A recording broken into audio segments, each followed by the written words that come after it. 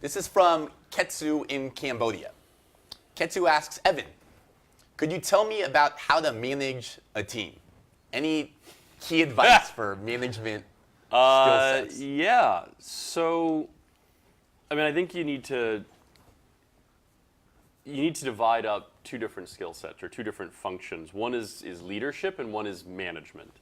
I mean, in my experience, they get conflated together a little bit. Leadership is about being able to inspire a group of people to come together, overcome all of the frustrating reasons why no group of people really want to work together as productively as they could, get people to work incredibly hard, get people to put all their creativity and ideas into something. And that really is about being able to craft a vision that people find inspiring. It's about being able to build trust so that people believe that if they sort of sacrifice their own personal ambitions a little bit for the greater ambitions of the team, that they'll be rewarded for that. It's about people, I think, sensing and recognizing that you're sincere in whatever values or vision you're putting forward for the team. All of that's the leadership component, and it's really important because I think without that basic bedrock of why are we all going to pitch in to create something that's much more powerful than any one of us individually could be, you don't get very far.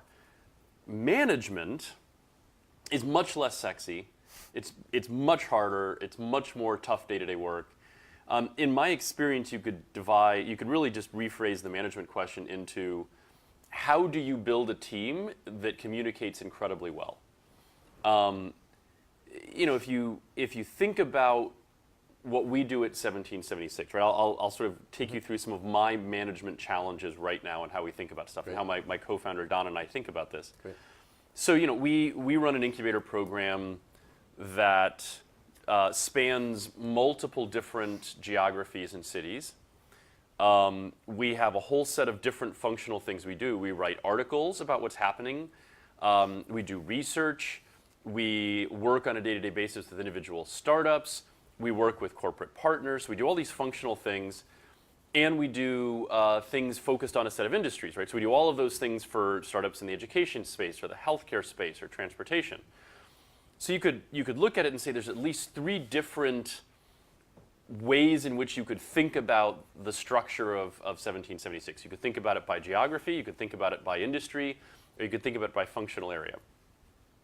Generally, you can only pick one way in which you sort of set up a standard hierarchy, right? You decide that everybody's going to report to each other based on function or based on geography or based on whatever. Yeah.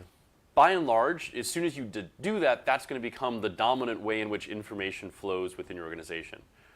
Rarely, right, is whatever hierarchy you pick, rarely is that actually the only or even the best way you need information to flow. So your challenge from a management standpoint, at the ultimate level as being a CEO, is to figure out where information isn't flowing, where people aren't communicating, where they aren't collaborating as effectively as possible, and create those pathways. Whether that's through informal communication, whether it's you personally as a leader being a great communicator. Ultimately, you've got to scale beyond that, so it's figuring out different processes that you create to make sure people communicate in the right ways.